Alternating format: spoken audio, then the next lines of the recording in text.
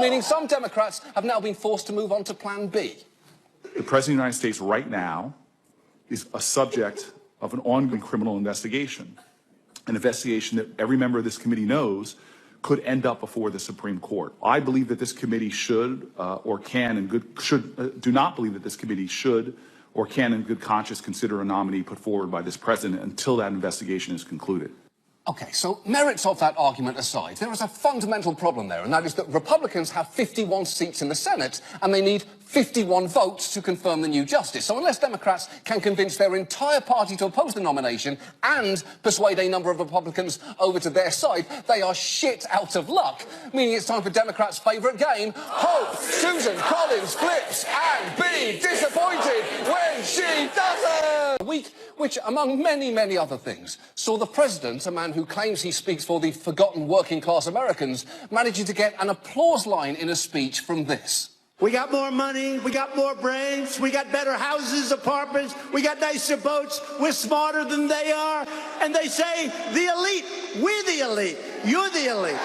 Wow. We have nicer boats than they do. Aside from the fact that he's delivering that speech to a crowd in Fargo, North Dakota, which is landlocked, that is just a weird message for a populist. It's like running as a socialist under the slogan, "The workers are parasites," sponsored by Pringles. But clearly, the biggest and most historic news this week came on Wednesday. Tonight, the biggest change for the Supreme Court in half a century. Swing Justice Anthony Kennedy announcing his retirement, giving President Trump another seat to fill and conservatives a shot at dominating the highest court for years to come. Now, this is obviously huge news, and for anyone who believes that the Constitution protects things like reproductive and LGBT rights, this is bad. And we know it's bad because Donald Trump Jr. was happy, tweeting, "OMG, just when you thought this week couldn't get more lit, I give you Anthony Kennedy's retirement from #SCOTUS." And I'm afraid I'm going to have to disagree with Mr. Jr. on this, because I personally don't think this was lit at all. I mean, it's obvs cray AF.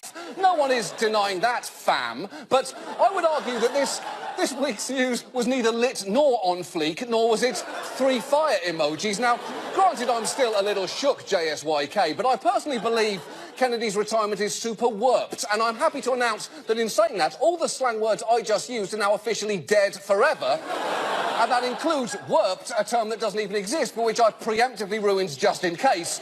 Remember, teens, don't let white men in their 40s hear the cool words you use. We will bury them. Who is going to replace Kennedy? And the administration has made their plans pretty clear, with Mike Pence tweeting, "Thank you to Justice Anthony Kennedy for your long career of service. Trump will nominate a strong conservative in the tradition of the late Justice Scalia," which is a little weird. You don't generally stand up at someone's retirement party and say, "Thank you for everything you did for this company, Robert, and rest assured that we will replace you with someone exactly like that other guy who used to work here that we always liked much more than you." And Trump already has a list of potential nominees assembled with the help of the Conservative Federalist Society, whose vice president seems pretty confident in their choices. Is there a leading contender for you? No, there's not. Really not? No, the list is really good. They're not in order? You're just saying... No. You can throw a dart at that list, and in my view, you'd be fine. Well, you're in luck on that one, because that will almost definitely be this president's entire decision-making process. And there's also a non-zero chance he could just hit Mike Pence and call it a day. And given all of this, it is understandable that Democrats are now desperately trying to game out arguments that would let them obstruct or delay Trump's nomination. They've appealed to Mitch McConnell's sense of fairness and consistency by pointing out that he refused to confirm Merrick Garland before a major election. The problem there is that McConnell couldn't give a flying fuck about fairness or consistency. But part of Trump's admiration for Kim is that he wishes he could be a dictator as well. I'm going to let him say that. He's the head of a country, and I mean, he's the strong head. Don't let anyone think anything different. Right. He speaks and his people sit up at attention. I want my people to do the same. That's right. That's right. That is the President of the United States expressing a wish that people would model themselves after the malnourished population of North Korea. Now, maybe he just meant that White House staff should sit up. Maybe he meant everyone should. But either way, it's clear that the President wishes he was a dictator, which is a dire realization, right up there with the robots have become sentient or the cat has power of attorney. Wow! How the fuck did we get here? But of course, the last few days have sadly been dominated by this story. Growing national outrage about children separated from their parents who crossed into the country illegally.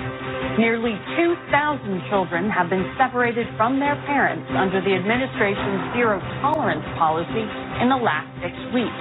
That's right.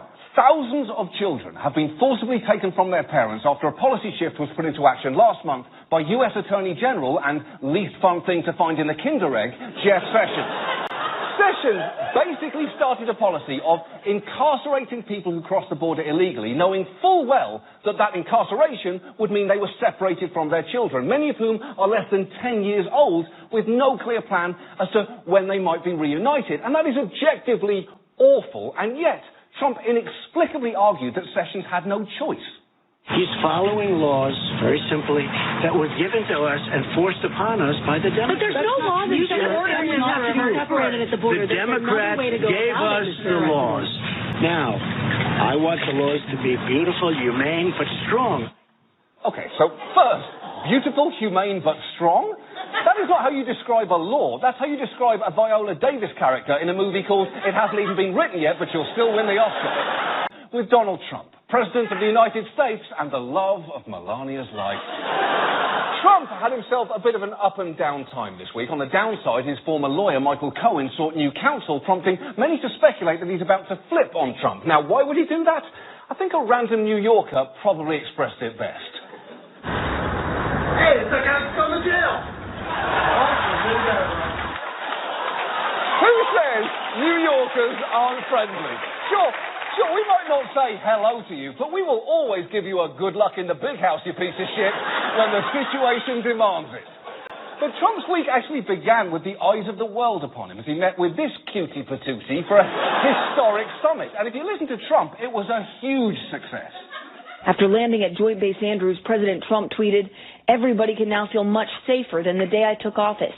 There is no longer a nuclear threat from North Korea," adding, "Sleep well tonight."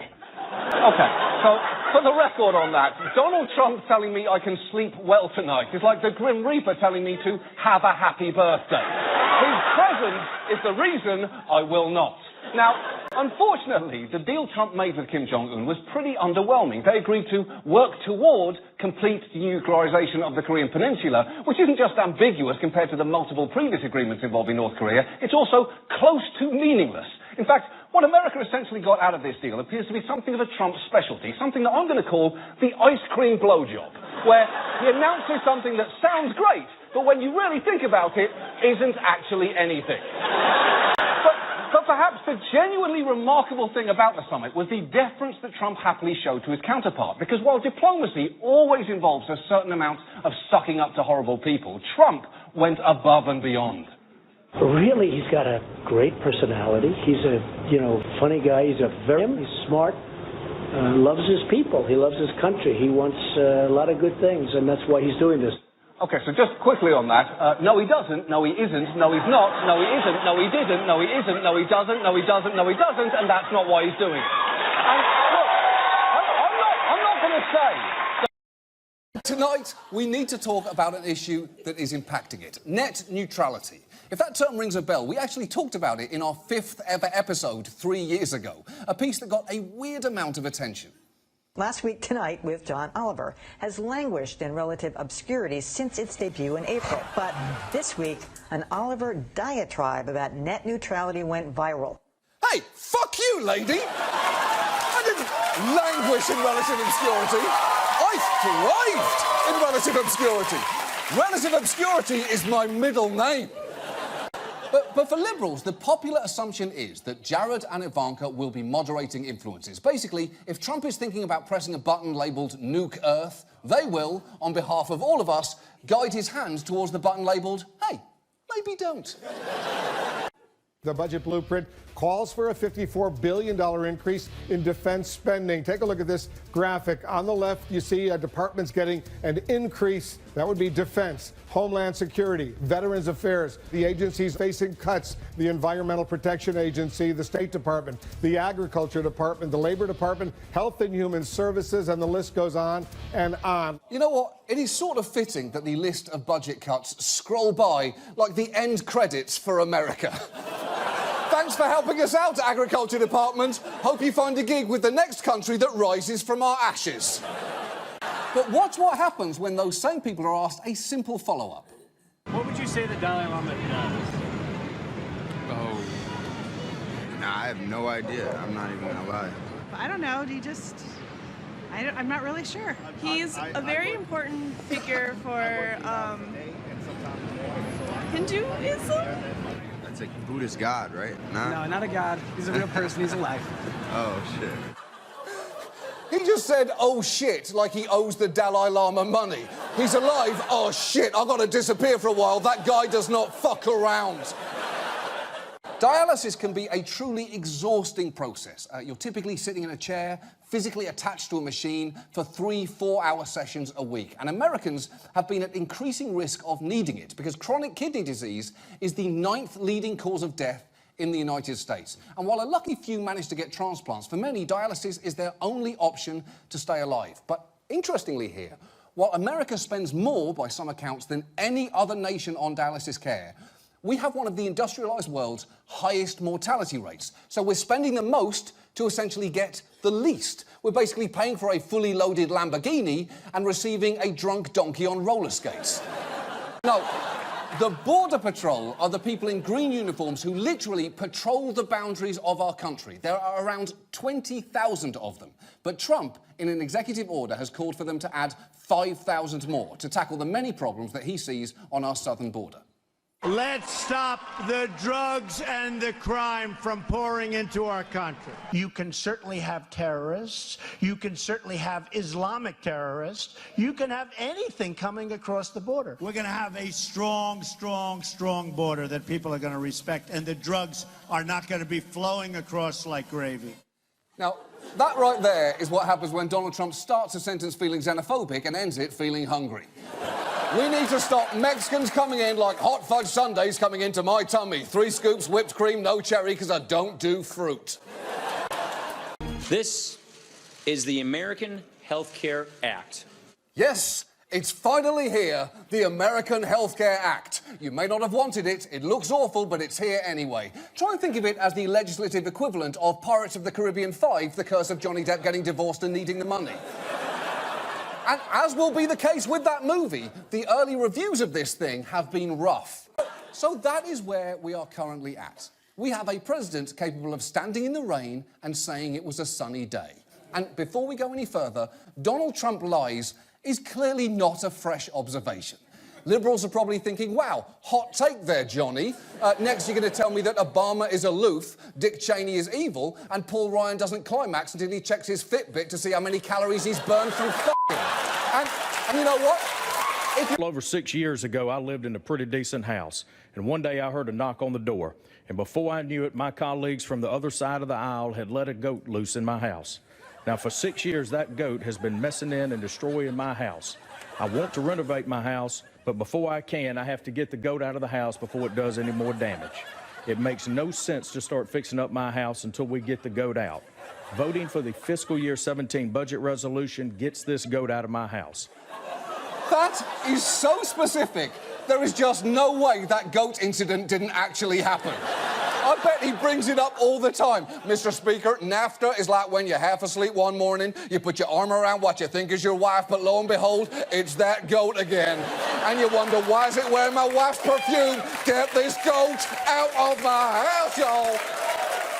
But despite their success, small groups are both skeptical and vocal about vaccines, which is nothing new. But these days, their voice has been amplified by the human megaphone that is the President of the United States. I am totally in favor of vaccines, but I want smaller doses over a longer period of time.